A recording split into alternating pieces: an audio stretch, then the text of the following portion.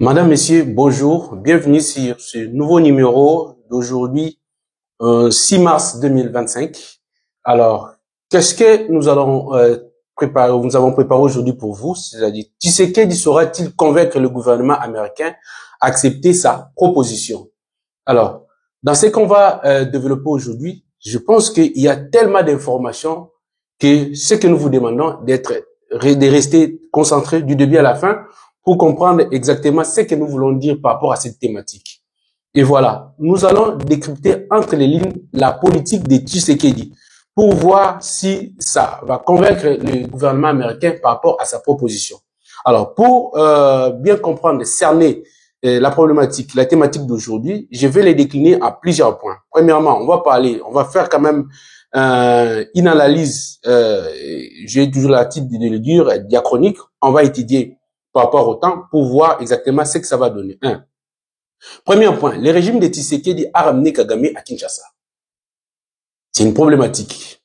Deux, qu'est-ce que l'opposition a joué comme rôle en termes de la mobilisation de la population pour son développement? Trois, l'instauration des bases militaires ou bien l'installation des bases militaires américaines n'ont jamais développé aucun pays. On va se poser la question. Est-ce que les Américains ne veulent pas la proposition de Kinshasa? Il y a plusieurs sources qui ont interrogé des experts, parmi lesquels on parle de Stanis Boujakira, qu'on va développer ici. Et enfin, les acteurs politiques congolais sont caractérisés par la peur. Voilà les différents points qu'on va évoquer ici. Sans tarder, on va aller. Le régime de Tshisekedi a ramené Kagame à Kinshasa. Très chers internautes et compatriotes, tels que vous me suivrez, nous devons savoir une chose. Tshisekedi, en tant qu'homme d'État, il est arrivé au pouvoir président de la République. Tout scientifique sérieux ne va pas me contredire sur ces points ici. La stratégie, soit la manière la plus saine à faire, c'est d'appliquer la politique de bon voisinage. Tshisekedi, aussitôt arrivé au pouvoir, a fait son itinérance, en commençant par les différents voisins frontaliers, et notamment le Rwanda. Il est allé voir le Rwanda pour, déjà, je viens d'arriver, il y a eu des troubles, des guerres, des conflits entre nos deux États, mais aussi des conflits au niveau de la partie est de la République du Congo. Moi, j'étais opposant. Le comportement en tant qu'opposant et lorsque je deviens chef de l'État ne peut pas être pareil. Donc ici, je dois me comporter en homme d'État. Il va voir le Rwanda pour discuter en long et large sur la problématique des conflits dans la partie Est. Dites-moi, cette façon de faire peut-elle être considérée comme étant une trahison au regard de l'État? Nos opposants ont critiqué cette façon de faire, disant que le président de la République a ramené Kagame jusqu'à Kinshasa. Moi, je vous dis tout de suite que le fait pour Tshisekedi de faire comme ça, c'était exactement une stratégie et la meilleure des stratégies à faire. Vous êtes devant quelqu'un qui vous venez à peine de le connaître et vous voulez que vous puissiez nouer des relations. Même s'il y a eu des problèmes, je dois d'abord tenter de moi-même essayer de discuter avec lui pour voir à quelle mesure nous pouvons travailler ensemble, puisqu'on ne pourra jamais changer nos voisins frontaliers. Ils vont rester là. La meilleure des choses, c'est de nouer des relations de bon voisinage. Il voit Kagame, il discute avec Kagame, il lui propose des marchés pour que nous puissions tous tirer profit gagnant-gagnant. Au final, il se rend compte que Kagame n'est pas de bonne foi.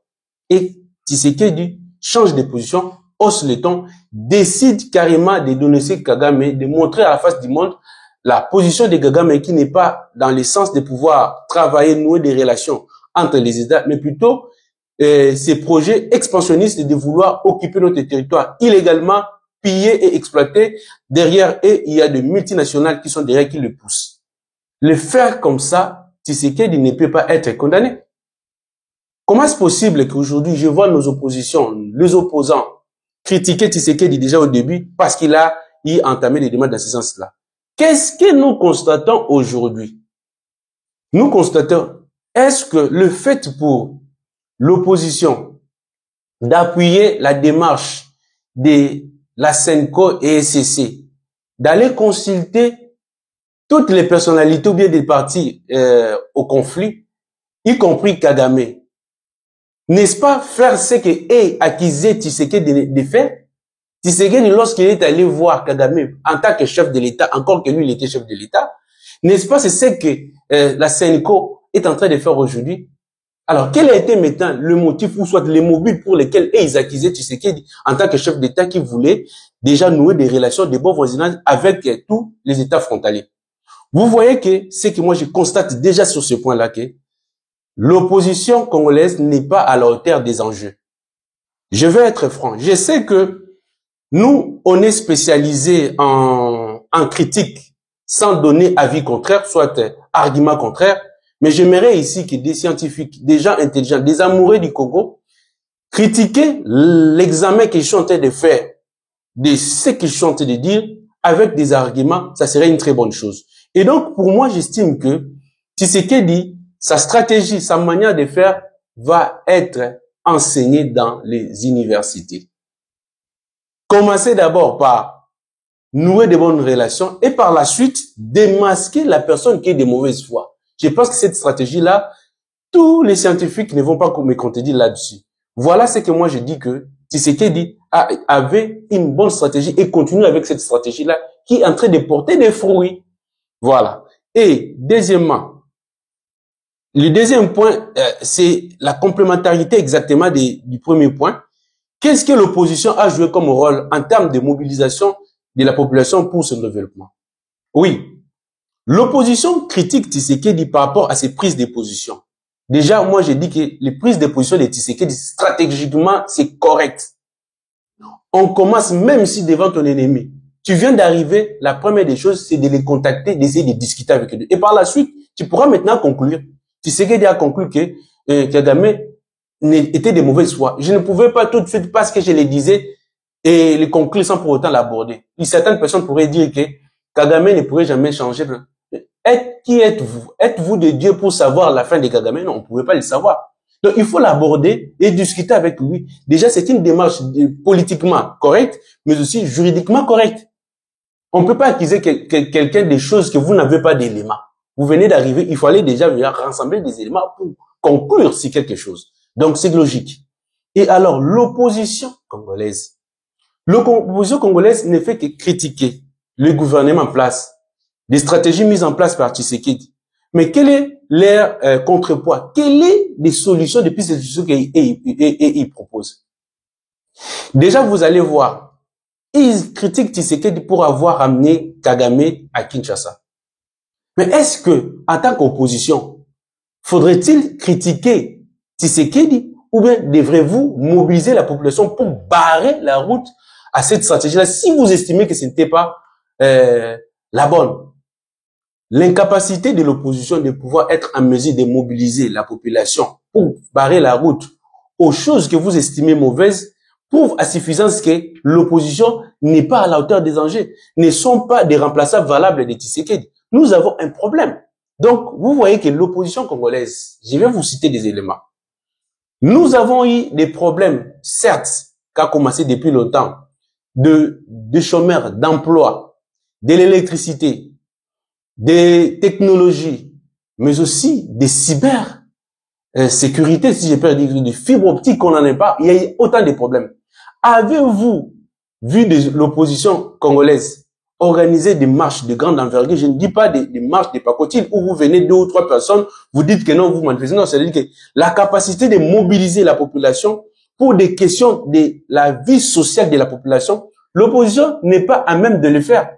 Mais voyez-vous, quand est-ce que la population fait ne serait-ce le petit effort pour mobiliser la population? Lorsqu'il s'agit des pouvoirs politiques. Des questions liées, par exemple, à la modification de la Constitution, vous allez voir que l'opposition va sauter là-dessus parce qu'ils savent que non, c'est leur intérêt personnel. Donc, nous avons une opposition qui n'est là que pour des intérêts égoïstes et personnels. Mais lorsqu'il s'agit des questions pour la défense de la sociale de la population, l'opposition n'est pas en mesure de le faire, ni donner des pistes de solutions concrètes. Donc, moi, je ne vois mal qu'une opposition qui n'est pas en mesure de mobiliser la population et surtout de sensibiliser la population à comprendre les enjeux pour revendiquer ses droits, cette opposition-là ne mérite pas diriger le Congo. Donc, voilà déjà un point, je dis que l'opposition congolaise n'a pas exactement joué son rôle. Et l'opposition congolaise n'a pas des éléments alternatifs concrets sur lesquels nous pouvons nous baser pour dire qu'ils constituent le contrepoids du président Tshisekedi. Et donc, nous sommes face à des gens qui sont des opportunistes, tout simplement. Alors, l'instauration ou bien l'installation des bases militaires américaines n'ont jamais développé aucun pays. Il y a encore un problème sérieux que moi je me pose. Nous avons un problème d'erreur d'appréciation ou soit d'analyse des choses. Les Américains viennent installer des bases militaires en Afrique, au Congo comme ailleurs. C'est question d'intérêt. Les Américains ont des intérêts sur le Congo. Moi, je veux vous dire une chose. Nous devons être sincères et sérieux avec nous-mêmes. La politique étrangère américaine est différente de la personne du président américain. Peu importe le président américain, quand il arrive, il y a une politique étrangère américaine. La politique de la construction du corridor de Lobito est une politique américaine. Cette politique-là, c'est pour les Américains. Les Américains, quand ils viennent installer d'abord des bases militaires, c'est d'abord pour sécuriser les corridors. Nous ne pouvons pas dire ici pourquoi est-ce que les bases militaires américaines vont développer. Est-ce que ce sont des bases militaires américaines qui devraient développer notre pays? Non. Nous irons en négociation. Nous sommes en négociation avec les Américains. Ça dépendra de notre capacité de pouvoir négocier. C'est pourquoi moi j'ai dit que nous devons faire appel à la science. Il faut mettre des personnes qui s'y connaissent en la matière pour négocier. Les Américains, ce sont des personnes comme nous. Nous avons une certaine difficulté, c'est que nous sous-estimons, ou soit nous sommes complexés lorsque nous sommes face aux Occidentaux, aux Américains, à qui que ce soit. Nous devons savoir que la science est universelle. Lorsque nous mettons des personnes qui maîtrisent des choses, ils peuvent aller négocier. Parce que les gens qui vont en négociation, ce sont des individus, des gens qu'on nomme, on met à la position, ce sont des experts. Nous devons être à mesure de les convaincre. Mettre des propositions sur table, négocier, expliquer des choses, arracher des choses aussi. La négociation, c'est-à-dire quoi? La négociation, c'est-à-dire que c'est faire des concessions. La négociation n'est pas la compromission. Vous venez comme ça, vous donnez tout. Non. Vous devez être à mesure de concéder et de faire concéder les autres. Et du coup, il faut mettre de la position. Parfois, nous n'arrivons pas à arracher des choses, non pas parce que nous sommes face aux Américains, aux Chinois, c'est parce que nous n'avons pas été à la hauteur de pouvoir convaincre ces gens-là. Pourquoi? Soit on met des gens qui ne sont pas capables, soit on met des gens qui sont des mauvais choix, ils vont négocier pour leurs propres intérêts. On ne négocie pas lorsqu'on va pour le compte d'un État, en tant que diplomate, pour ses propres intérêts. On négocie pour l'État. Et du coup, la première des questions à poser, qu'est-ce que mon pays va gagner? Donc, si nous arrivons à négocier, pas en voyant par exemple des éléments qui sont mis sur la table déjà superficiellement, si on les voit, le parti congolais va en négociation pour offrir au gouvernement américain l'exploitation des minerais rares. Ces minerais rares-là, les Américains en ont besoin. On peut pas dire que les Américains viennent ici par sentiment, ils viennent parce qu'ils ont besoin de ces minerais rares. Ils vont venir ici, ils vont leur poser leurs problèmes. C'est à nous aussi de poser nos problèmes. Nous, le premier problème que nous posons, c'est de la sécurité. Si on a la sécurité, le développement dépendra de nous, de notre organisation interne. Et du coup, on peut pas interdire à Tshisekedi d'aller négocier dans ce sens-là. Tshisekedi va aller demander les intérêts et donner les minéraux. Mais nous voyons notre opposition, chose grave. Notre opposition fait des démarches pour empêcher le gouvernement américain d'accepter les propositions de Tshisekedi sous prétexte que c'est vendre les pays. Mais c'est grave. Mais sans pour autant donner des éléments fondamentaux sur lesquels il se base pour affirmer de tels propos. C'est faux. Nos minerais, nous devons savoir qu'il y a des minerais qui sont épuisables. Et surtout ces minéraux, ces métaux rares. C'est épuisable et c'est pour un temps. Nous avons eu des gouvernements entiers. Ces minerais-là étaient en train d'être exploités. Quel était le rendement, le résultat de le fait pour nous de signer des contrats, vendre de minerais? Il n'y a rien. Le pays est resté au chaos. Pourquoi? Il y a une différence de négocier avec des privés, des États, et négocier avec les États en question.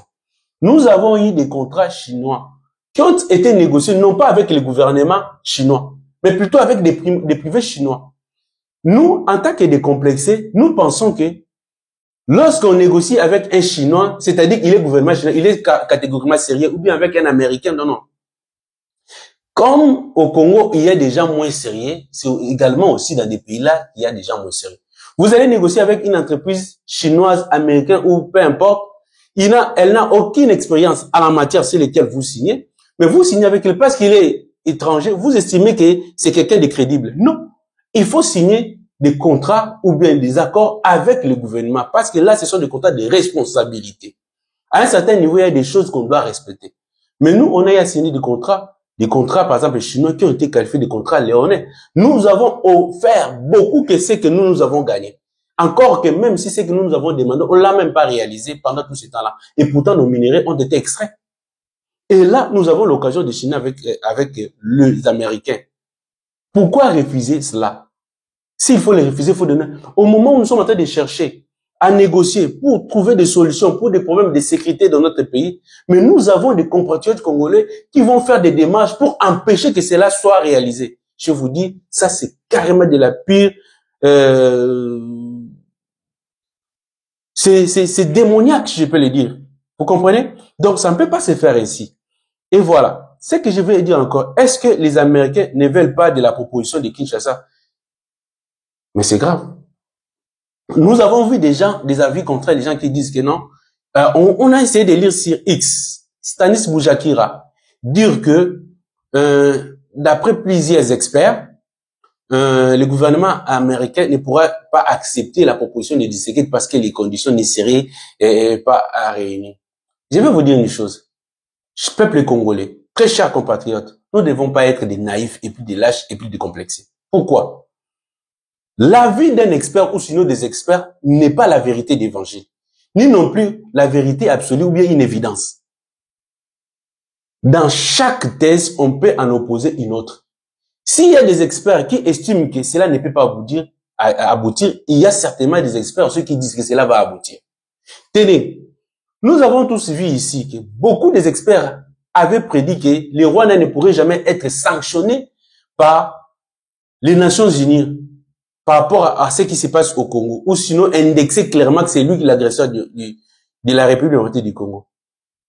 À notre grande surprise, non seulement le Rwanda a été taxé clairement, indexé clairement qu'il est l'agresseur et condamné, mais la résolution a été votée à l'unanimité.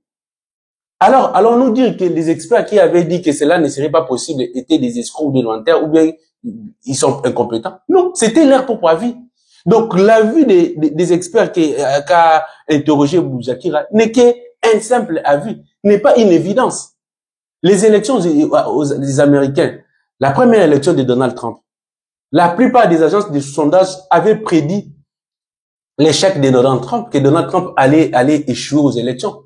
Mais c'était Trump qui avait gagné des élections. Pour dire que ce n'est que des simples prédictions qui ne sont pas des évidences. Donc, ça dépendait de notre façon de négocier. Des portes que nous nous frappons. C'est à nous de négocier. C'est pourquoi j'insiste que nous devons mettre des personnes qu'il faut. Et donc, c'est la science qu'on doit utiliser ici. Il y a certains trucs, de certaines négociations, il faut mettre des gens qui maîtrisent des questions. Des questions pour qu'ils arrivent à négocier en tenant compte de leur expertise, des technicités. La science ne ment pas. Il y a des techniques qui sont propres aux techniciens. Et ce sont des gens, des connaisseurs qui savent comment les manipuler pour arriver au résultat. Donc, il faut les consulter, il faut les utiliser. Voilà.